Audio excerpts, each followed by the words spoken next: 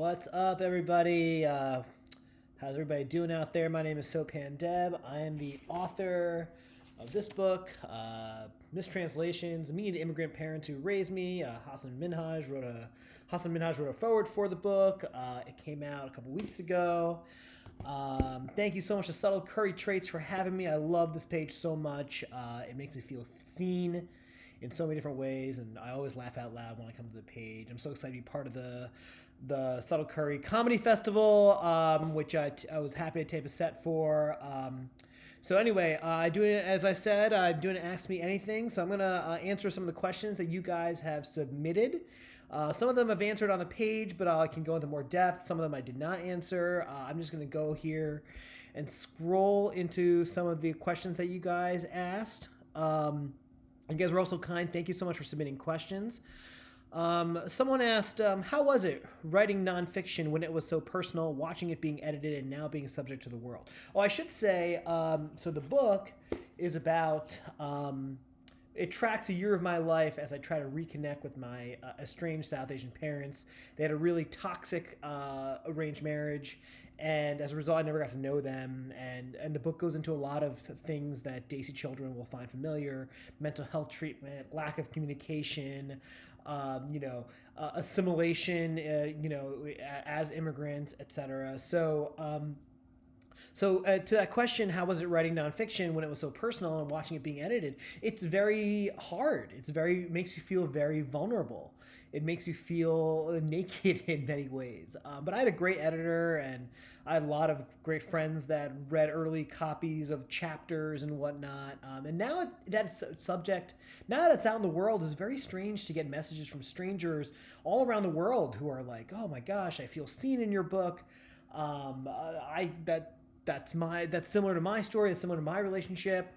The best messages I've received are people that said they're going to now reach out to their parents who they're not as close to, and try to learn about them because of the book, and that's really gratifying to see. Well, thank you for the question. Let's keep moving here.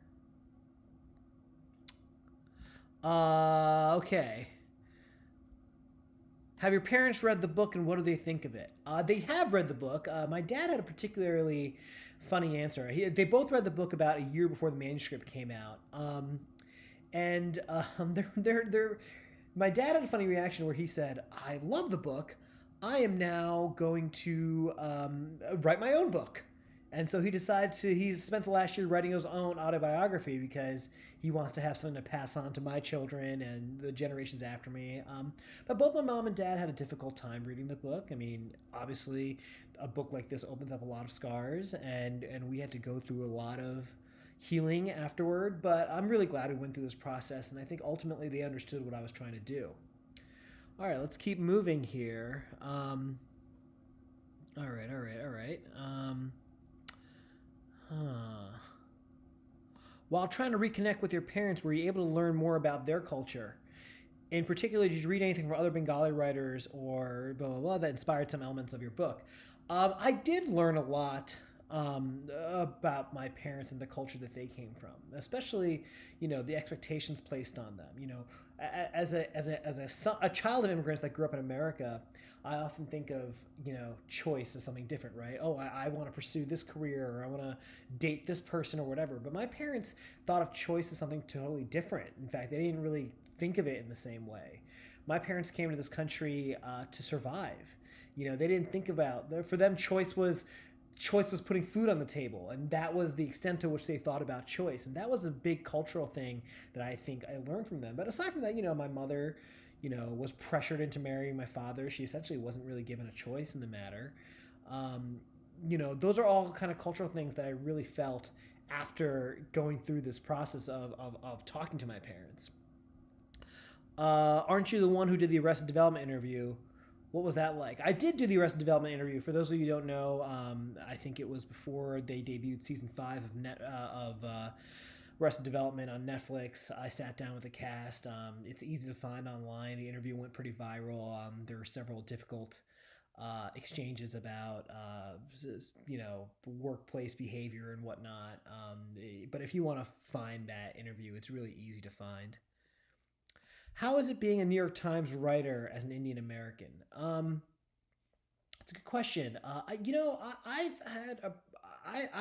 have the best job I've ever had in my career, and this is I think my sixth or seventh job coming out of college. I'm really fortunate. The Times has really made an effort, I think, in recent years to become more diverse. And I've written a lot of stories, particularly about the Indian American experience, that I'm really proud of that other people might not have written. I've written about the Big Sick. I've written about a lot of other brown people.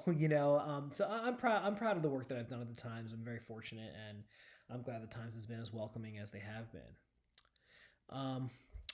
This question: what were some of the biggest obstacles you encountered while penning your story on paper?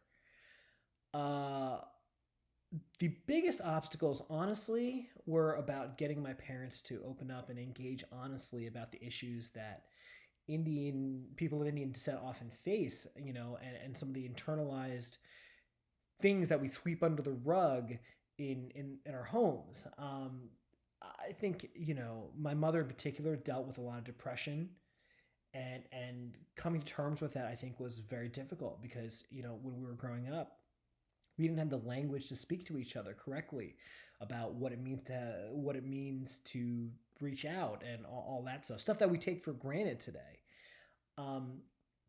As I said, my parents were trying to survive, so they didn't have the emotional space, I think, to really treat the stuff that we were trying to talk about in these conversations.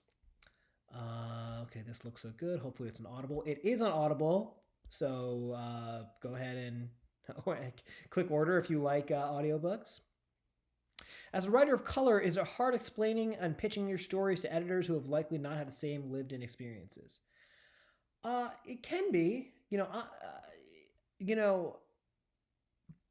but it's not necessarily an obstacle. I will say that my editor, a guy named Matt Dodona, he bought the book, and he bought the proposal rather, excuse me, and he could not have been kinder, a better editor. He consistently elevated the copy.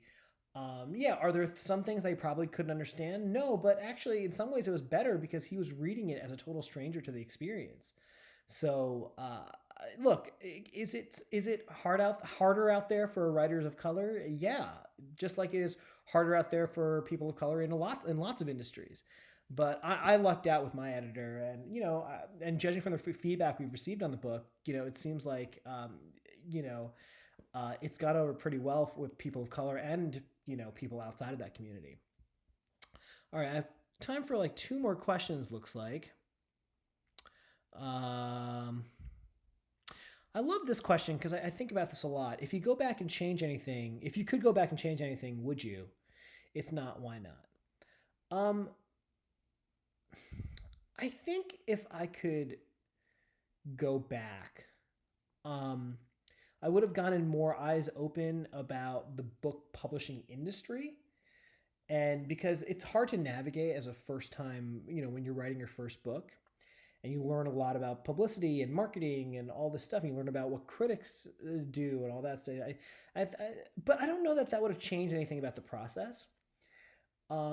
Secondly, look, at the end of the day, your mistakes bring you to where you are, and I'm proud of the book and its final product, and I wouldn't change anything. It was a learning experience the whole way around, and I'm glad that I went through it. Okay, last question. What is your method of diving deep enough to write a book? What are the strategies you employ to keep yourself engaged while writing? The thing I keep telling myself is you got to dig deep within yourself. You got to leave it all on the field. So with every paragraph, you have to kind of say to yourself, okay, did I wring as much insight out of this that I can? And so you have to constantly ask yourself that. And thankfully, I had an editor that also pushed me. You have to constantly push yourself to dig deep within yourself to bring out everything. So I hope that answers the question. But the short answer is you got to dig deep. Anyway, I want to thank you all for your lovely questions. I love solid curry traits. I'm sure I'll be submitting my own memes at some point soon. Thanks to the team behind this page. You guys are providing a great service, and to the fans of the page, thank you so much for your questions. Once again, this book is called Mistranslations, Meeting the Immigrant Parents Who Raised Me. It's out everywhere books are sold. Hope you guys enjoy, and talk to you soon.